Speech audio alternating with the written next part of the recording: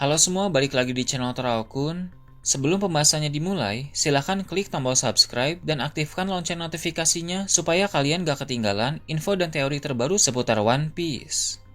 Buat kalian yang mau informasi tambahan soal SBS atau databook, kalian bisa follow Instagram Teraokun. Di sana admin akan memposting soal SBS, databook, dan berbagai teori singkat. Sekarang lanjut ke pembahasan. Melanjutkan pembahasan admin Teraokun sebelumnya, cerita kali ini memperlihatkan perkembangan pertarungan melawan Im Sama yang semakin intens setelah Luffy yang sebelumnya sempat tumbang kini mulai beraksi kembali. Ada momen di mana Luffy dan Loki membahas soal kekuatan dewa-dewa, yang mana Zoro termasuk di antaranya. Luffy juga mulai menggunakan mode Jin Gear 5 lagi. Namun kali ini mode Jin Gear 5-nya itu jauh lebih kuat karena penguasaannya terhadap mode tersebut sudah semakin sempurna. Tak hanya itu saja, Im Sama juga mulai mengganti gaya bertarungnya lagi. Kali ini, gaya bertarung sang pemimpin pemerintah dunia itu terlihat lebih buas, tidak tenang seperti sebelumnya. Mari kita bahas semuanya secara detail mulai dari yang pertama. Cerita dimulai dengan memperlihatkan kelanjutan pertarungan antara Luffy, Loki, Jinbei, Franky, Brook, dan Usopp melawan Im Sama di area hutan dunia matahari Elbaf. Bangkitnya Luffy setelah tertusuk oleh pedang Void Im Sama benar-benar memberikan perubahan besar pada situasi pertarungan di sana. Meski Luffy yang bangkit berkat penyembuhan energi matahari ini tidak terlalu optimal, tapi hal itu sudah cukup bagus mengingat situasi saat ini sedang dalam situasi yang genting. Loki, Jinbei, Franky, Brook, dan Usopp yang tadinya sangat kewalahan menghadapi Im Sama kini bisa memberi perlawanan yang sangat intens dengan datangnya Luffy ke area pertarungan. Saat ini situasinya adalah Luffy, Jinbei, dan Franky berhasil mendekati Im Sama. Mereka bisa berada sedekat ini dengan Im Sama karena serangan gabungan mereka sebelumnya sukses mengganggu fokus dari sang pemimpin pemerintah dunia itu. Dengan begitu, kini mereka pun melancarkan serangan langsung secara beruntun kepadanya. Luffy memakai Gomu Gomu no Elephant Gun di mana dia juga melapisi energi matahari pada pukulan-pukulan itu.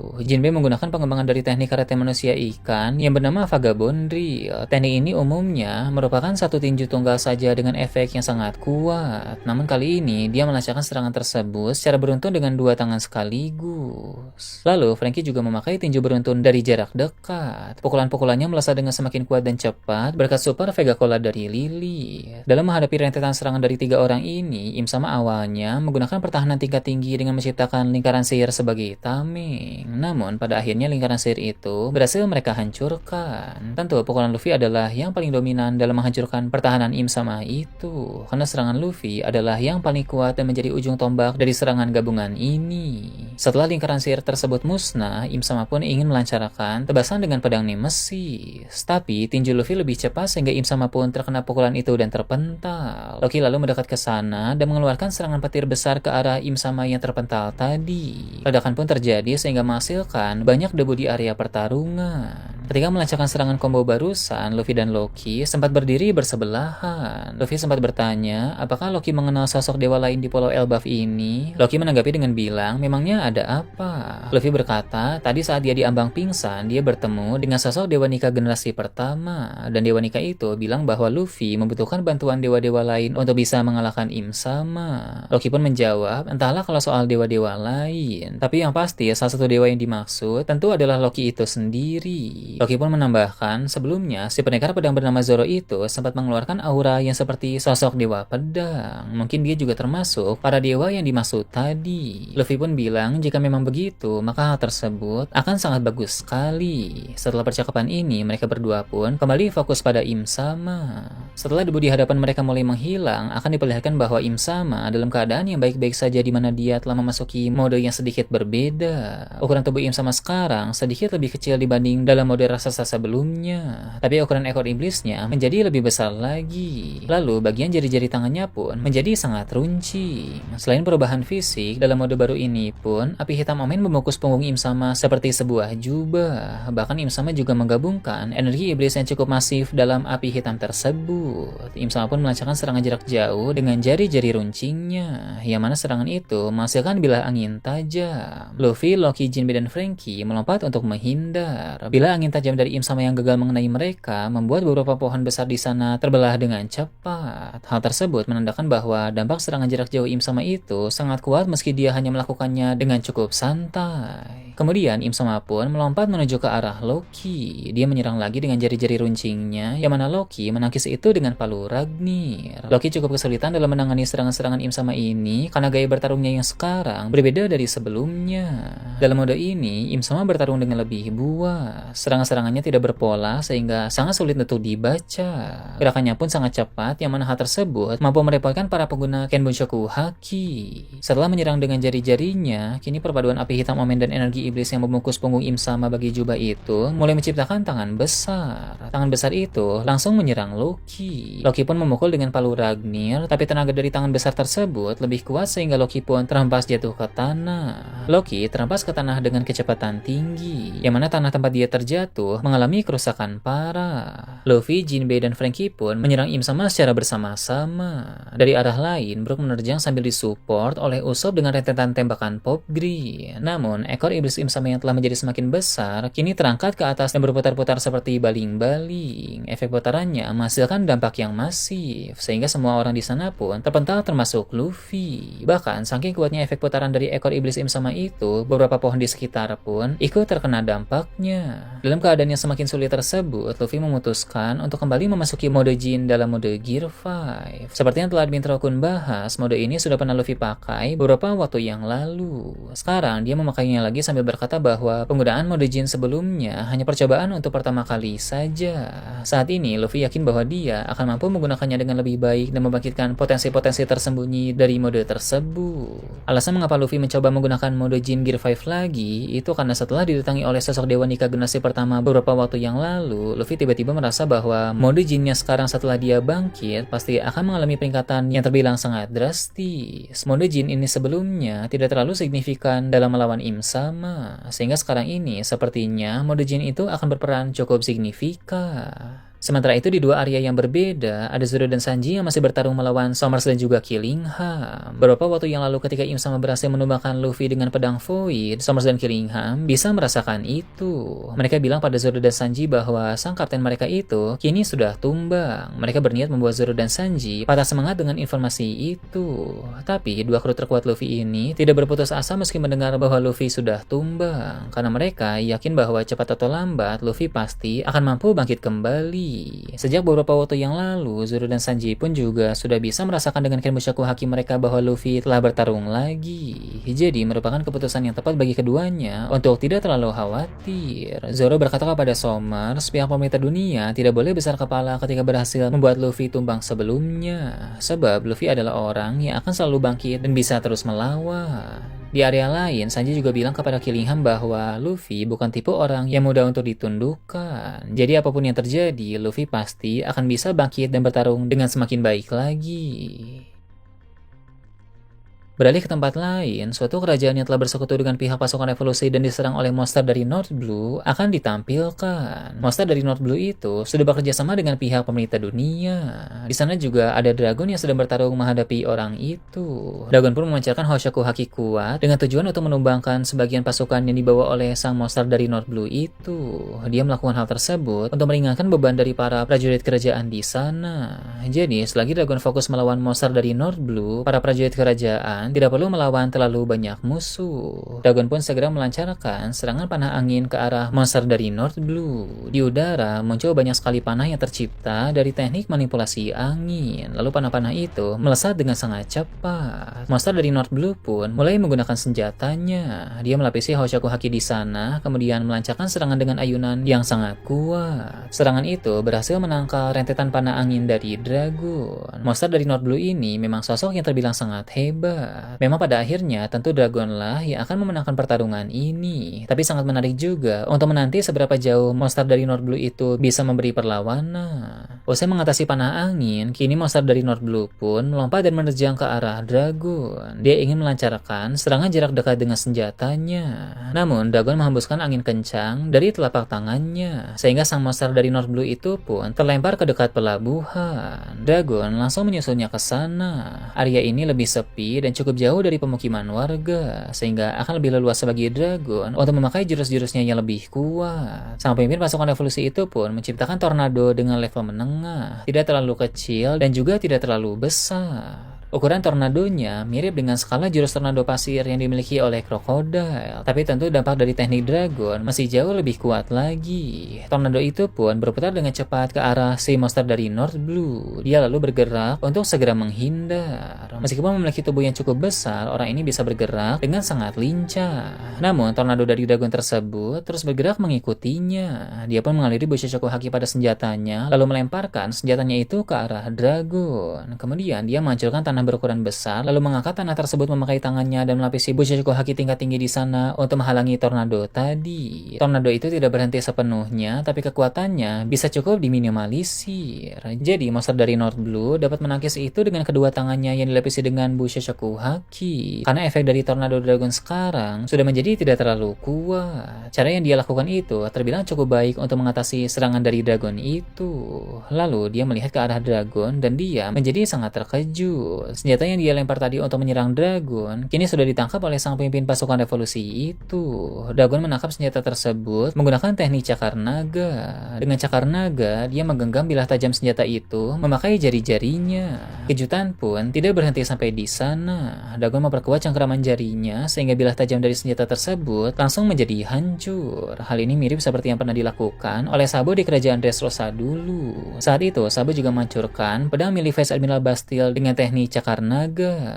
Setelah itu, pulau sekutu pasukan revolusi yang diserang oleh kelompok Black Maria akan diperlihatkan. Di sana ada Belo Betty yang menghadapi sang mantan Tobiropo tersebut. Kini, duel dua wanita itu sudah memasuki babak akhir. Black Maria telah mengeluarkan jaring-jaring yang mudah terbakar dan juga menyalakan api, sehingga area pertarungan mereka sekarang menjadi membara karena dipenuhi oleh kobaran api. Black Maria juga bisa memanfaatkan api dari area pertarungannya ini. Dia dapat mengeluarkan jaring baru yang mudah terbakar untuk menyerang Belo Betty di sana. Namun Belo Betty tetap bertarung dengan tenang. Dia memanfaatkan Bushisaku Haki dengan baik untuk menghindari serangan-serangan dari Black Maria. Lalu dia juga memakai Bushisaku Haki dan teknik-teknik bela diri untuk membalas serangan. Pada akhirnya Belo Betty pun memakai jurus pamungkas dari teknik Rokushiki yang bernama teknik Rokuogan. Teknik tersebut berhasil mengenai Black Maria dengan telak sehingga dia tumbang di tempat itu. Meski belum jelas dari mana Belo Betty mempelajari teknik Rokushiki, tapi dia sangat mahir dalam menggunakan ilmu bela diri itu. Sebab Rokuogan merupakan teknik tingkat tinggi yang hanya dikuasai oleh sedikit orang saja. Setelah pertarungan melawan Black Maria berakhir, masalah di pulau itu pun rupanya masih belum selesai. Sebab ada kapal-kapal marinir yang datang mengepung pulau tersebut. Berpindah ke tempat lain, markas Giberson akan diperlihatkan. Seperti yang sudah dibahas sebelumnya, Giberson telah bersekutu dengan bajak laut Uruj. Mereka juga rupanya didatangi oleh para agen CP0 untuk ditawari kerjasama dengan pihak pemerintah dunia. Agen yang datang ke sana adalah Joseph, satu-satunya agen yang selamat dari perang Wano Kuni di Pulau Onigashima kemarin. Dia pun berkata dirinya tahu bahwa pihak Giberson sempat bermasalah dengan Garling. Beberapa waktu yang lalu saat Garling menemui York di Pulau Egghead, Orochi yang datang ke sana sempat menyerang pulau itu untuk mengambil beberapa teknologi. Tentu dia dikalahkan oleh Garling dengan mudah dan sempat dibawa pergi oleh kapal angkatan laut. Namun Giberson menolong bajak laut Orochi di tengah lautan. Itulah mengapa Orochi masih baik-baik saja sekarang ini, karena dia tidak berhasil dibawa sampai ke penjara Impel Down. Meski adanya masalah tersebut, Joseph menegaskan bahwa dia datang ke sini karena diutus oleh Garling secara langsung. Jika Giberson dan Orochi menerima penawaran ini, Garling akan melupakan masalah mereka tempo hari, dan bahkan Giberson dan Orochi akan mendapatkan bayaran yang tinggi. Sekarang, Orochi dan pasukan besar dari Giberson sudah mulai diperlihatkan berlayar. Rupanya, Giberson sebagai salah satu kaisar dunia bawah menerima tawaran pemerintah dunia yang disampaikan oleh agen CP0 itu. Mereka akan bekerja sama dan ikut memerangi pihak pasukan revolusi. Jadi pergerakan dari Orochi sekarang ini adalah untuk mengincar pihak pasukan revolusi juga. Entah lokasi mana di antara pulau-pulau sekutu pasukan revolusi yang akan didatangi oleh sang generasi terburuk itu. Berhubung pasukan Giberson yang dibawa oleh Orochi ini cukup banyak, maka serangan yang akan mereka lancarkan nanti patut untuk diperhitungkan. Di atas kapalnya, Orochi berbicara dengan para krunya. Dia bilang jika serangan kali ini gagal dan kerjasama antara Giberson dengan pihak pemerintah pemerintah dunia kacau, maka kemungkinan besar Orochi akan langsung mengakhiri aliansinya dengan Giberson. Sebab menurut Orochi, langkah-langkah yang diambil oleh sang kaisar dunia bawah itu terbilang kurang memuaskan. Selama berada di markas Giberson dan beberapa kali bertempur bersama pasukannya, Orochi juga mengetahui bahwa kekuatan tempur mereka ternyata tidak terlalu hebat. Pasukan Giberson memang ada banyak, tapi dari segi kemampuan tidak terlalu mengesankan. Jadi Orochi sudah mempertimbangkan untuk mengambil jalan lain yang mana keputusannya baru akan bulat tergantung hasil penyerangan ini. Berpindah ke tempat lain yang jauh dari sana, kelanjutan pertempuran di Pulau Hachinosu akan kembali ditampilkan. Di salah satu area, serangan gelombang kejut dari Sengoku dan energi levitasi dari Shiki saling beradu di udara dan menghasilkan bentrokannya sangat besar. Saling serang keduanya membuat area pertarungan itu menjadi sangat hancur. Shiki pun berkata, dia harus mengalahkan Sengoku secepat mungkin agar dia bisa punya waktu dan tenaga yang cukup untuk kembali bertarung melawan Fujitora di area lain. Sengoku menanggapi itu dengan bilang, dia tidak akan membiarkan hal itu terjadi begitu saja. Sebab Fujitora memiliki misi berbeda di Pulau Hachinosu ini, yaitu memburu si Kaisar Bayangan. Sang Admiral itu tidak punya waktu untuk bermain-main dengan Shiki karena itu bukan prioritasnya. Shiki pun berkata bahwa Sengoku masih sama menyebalkannya seperti dulu. Dia lalu menerbangkan banyak benda di area sekitar dan membentuk benda-benda itu menjadi tangan raksasa di lengan sebelah kanannya. Teknik ini mirip seperti jurus Eustace Kid yang sering menciptakan lengan besar dari benda-benda yang ada di sekitar. Tapi kemampuan Kid terbatas pada benda berbahan logam saja, sedangkan kemampuan Shiki ini bisa dipakai pada benda jenis apapun. Shiki pun menyerang Sengoku dengan lengan besar tersebut, namun Sengoku bisa melompat dengan gesit untuk menghindari serangan tersebut. Meski dalam mode Daibusu ukuran tubuh Sengoku cukup besar, tapi pergerakannya terbilang sangat cepat. Sengoku pun maju untuk melancarkan serangan jarak dekat. Melihat Sengoku menerjang, membuat Shiki mengangkat tanah di depannya, lalu melapisi Bushichoku Haki sehingga tanah tersebut menjadi tembok yang sangat kuat. Tak sampai di sana saja, Shiki juga mengangkat tanah dari sisi kanan, sisi kiri, dan bagian belakang Sengoku. Dengan begitu, tercipta semacam kotak besar yang mengurung Sengoku di tengah. Bagian atas kotak besar yang terbuat dari tanah itu pun kosong tanpa penutup. Dari sanalah Shiki akan melancarkan serangan kuat yang tepat mengenai sang mantan Fleet Admiral itu. Dia menggerakkan lengan besar yang terdiri dari banyak benda tadi, kemudian segera melayangkan pukulan dari atas. Sengoku pun mengangkat kedua tangannya ke atas, lalu mengeluarkan gelombang kejut secara bersamaan dari kedua telapak tangannya, yang mana hal tersebut menghasilkan dampak yang sangat jauh lebih besar dibanding gelombang kejut dari satu tangan saja. Bahkan terlihat juga ada pancaran petir besar dari gelombang kejut Sengoku, yang mana hal tersebut menandakan bahwa dia menggunakan Hoshoku Haki dalam jurus tersebut. Aksi dari Sengoku sukses menangkal serangan besar dari Shiki. Lengan berukuran masif yang terbuat dari berbagai macam benda seketika langsung hancur. Kemudian Sengoku mengeluarkan gelombang dari dalam tubuhnya untuk meruntuhkan dinding-dinding tanah yang diciptakan oleh Shiki untuk mengurungnya di sana. Kini Sengoku pun sudah bebas dan hendak menyerang Shiki lagi. Namun sebelum Sengoku melancarkan serangan, sang bajak laut legendaris itu pun dengan cepat terbang mundur untuk menjaga jarak. Beralih ke tempat lain lagi, duel Shanks dan Kurohige di area tengah kota masih terus berlanjut. Duel tetap berlangsung dengan panas setelah Shanks mengatasi pedang-pedang kegelapan yang Kurohige ciptakan sebelumnya. Di sela-sela pertarungan ini, Kurohige berkata bahwa dari informasi yang dia ketahui, pada masa lalu Shanks pernah tinggal di Marijois meski memang tidak lama, mengingat Shanks merupakan anak dari Garlic Garland. Kurohige pun bertanya, apakah selama Shanks di sana dia pernah mendengar rumor soal sosok misterius yang lebih tinggi dari para Gorosei? Shanks pun tidak menjawab pertanyaan dari Kurohige. Dia tetap fokus bertarung seperti biasanya. Namun Kurohige masih terus berbicara. Kurohige menambahkan dia yakin bahwa sosok misterius dari pemerintah dunia itu memang benar-benar ada dan bukan hanya sekedar rumor. Menurut Kurohige, cukup banyak literatur sejarah yang mendukung dugaan ini. Kurohige memang merupakan orang yang suka mempelajari sejarah, jadi wajar jika dia tahu soal hal ini. Kurohige pun bilang tujuannya untuk menguasai dunia baru akan tercapai jika dia mengalahkan sosok misterius itu nanti. Dia yakin bahwa Dragon sebagai pemimpin pasukan revolusi juga pasti sudah tahu soal eksistensi dari sosok tersebut. Sebagai musuh terbesar pemerintah dunia, Dragon pun tentu mengincar sang pemimpin tertinggi pemerintah dunia.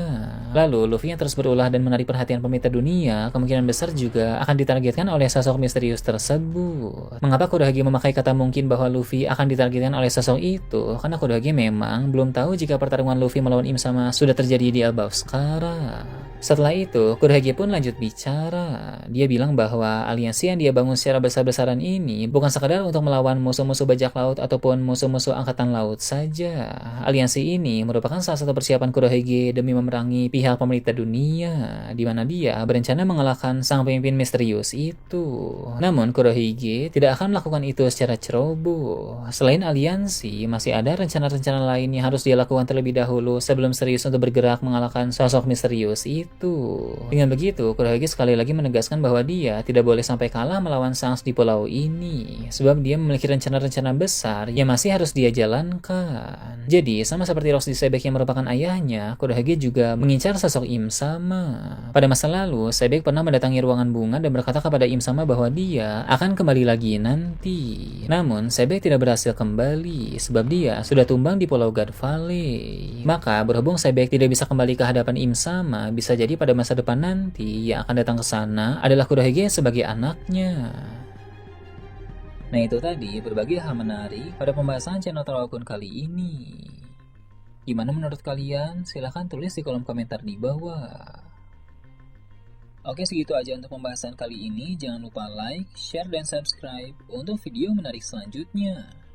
Gue Taraokun, Shambles.